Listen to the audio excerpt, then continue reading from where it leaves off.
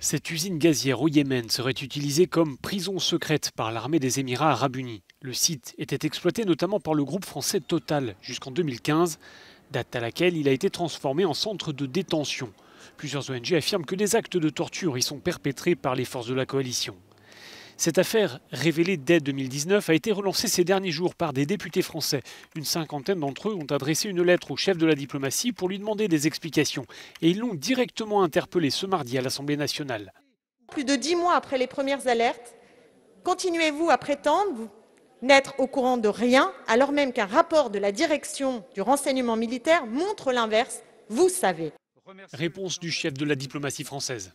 Nous ne mélangeons pas non plus nos efforts, Madame la députée, pour éclaircir la situation de ce site sur ce qui se passe dans l'ex-usine, à la fois auprès du gouvernement yéménite et de la coalition militaire.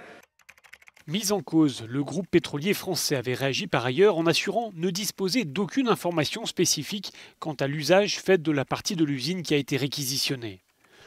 Le site gazier qui se trouve sur la côte sud du Yémen était une des rares sources de revenus du pays avant l'éclatement du conflit en 2015.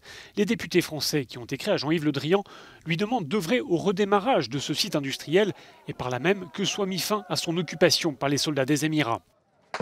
La guerre au Yémen dure depuis plus de 5 ans. Elle a fait plus de 230 000 morts d'après l'ONU, qui affirme par ailleurs que les 3 quarts de la population sont aujourd'hui menacés de famine.